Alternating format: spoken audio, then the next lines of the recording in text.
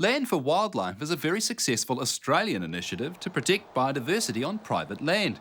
It began in Victoria and has been running for over 30 years. Since then, it's spread throughout Australia and now has over 15,000 landowners collectively protecting 1.5 million hectares of land. We learnt about the program after a colleague visited Western Australia to watch the wildflowers bloom, and he noticed all these signs on people's front gates, Land for Wildlife. We investigated the program and learnt of its success, and we felt it would be very successful in the New Zealand context. So we sought funding for a 3-year pilot, and we're 1 year into it. We have catchment care groups, we have subsidised programs where councils offer incentives to landowners to fence out a stream, plant it in natives. We have covenanting schemes like QE2. Australia also has all of those schemes, but Land for Wildlife complements them. It's for those landowners that just want to try and undertake biodiversity protection by themselves with some support and information from an ecologist. What they've found in Australia is landowners, they want to test the waters in terms of engaging with people who want to support them in their efforts to protect biodiversity. So Land for Wildlife provides that. Often those landowners go on to talk with their neighbours and they join Land for Wildlife, and then collectively over time they form a catchment care group.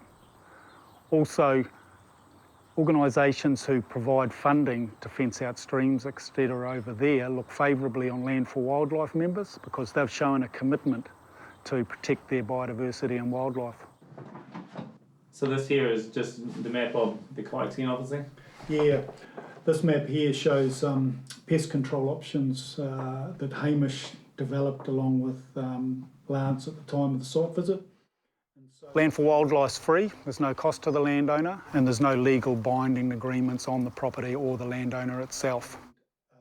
We're piloting Land for Wildlife in the Kaimai Mamaku catchments, in the Bay of Plenty through to the Tauranga Harbour, and on the Waikato side and the Waiho catchment. We've got a 3-year pilot project in that area, and we've just completed year 1, and we've signed 20 Land for Wildlife property owners in that time. We're aiming to get another 20 for the following 2 years, and we're talking with other organisations in New Zealand, such as regional councils, who are interested in this type of program, and we're asking them to critically look at it, and if they want to deliver the program themselves. Land for Wildlife provides the landowner with a site visit from an ecologist, and they'll assess the conservation values on that part of the property that the landowner wants to protect. They develop an individualised property report which talks about the conservation values on their property, about the connectivity of that piece of bush or stream with adjacent properties and areas, and also recommends conservation actions that will protect that biodiversity in that part of the property. And this makes these places even more important because kakatea berry is a very important food source for birds like tui and also wood pigeon. Yeah. You know, we can go down there on some good days and you can certainly hear the bird life back. We're working in with the managers of this property, Alan and Liz, to protect a stand of kakatea forest that has been fenced off and has had some pest and weed control undertaken in that area. It's a 172 hectare dairy farm. I mean, like we milk 540 cows on this place. We're not high intensive, but we're still trying to aim to get good production off the place. The owners are Lance and Bridge O'Sullivan. So Lance is sort of a former New Zealand top jockey, and Bridget's obviously his wife. She plays an important part here herself. It's not only just a dairy farm.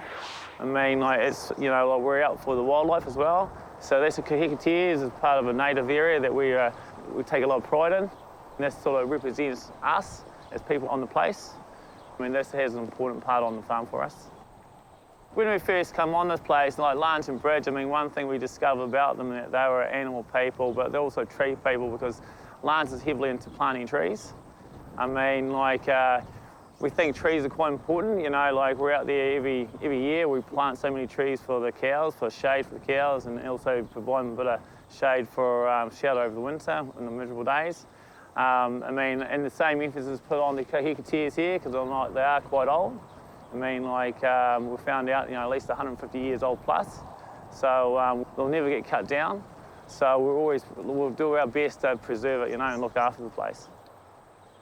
I suppose for us, I mean, it's the whole emphasis of the farm. I mean, like, we're just not a dairy farm, so I mean, like, we're animal people. So I mean, whether that be the dairy cows, calves, the bush, you know, like, the emphasis is put on this farm to look after any kind of animal, you know. I mean, just to give you a prime examples, you know, like we've got a 19-year-old cow, you know, so she's here to retire.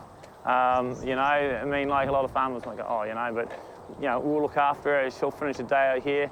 We had the old hedgehog that's been sick, and we've sort of brought them back to health again and released them. I mean, and it's the same as cockatiels here. I mean, like, what we've noticed is the bird life. So it's, yeah, I mean, we're just not all about dairy, and, you know, we're all about the big picture. We're open to any landowner who's wanting to protect biodiversity on their property. Some properties who are just starting out on their journey of protecting wildlife may not meet the criteria to gain full membership, but we also have an interim membership called Working Towards Land for Wildlife, and then over time they'll undertake those initiatives to protect biodiversity and gain full membership. Land for Wildlife has 20 properties in its membership at the moment in New Zealand. Around a third of those are farmers, and we're very aware that Land for Wildlife should not affect in any way their farming practices. This is about protecting those areas on the properties that the farmers wish to protect and supporting that initiative. We're very keen to have more farmers on board, so please do contact us if you are keen.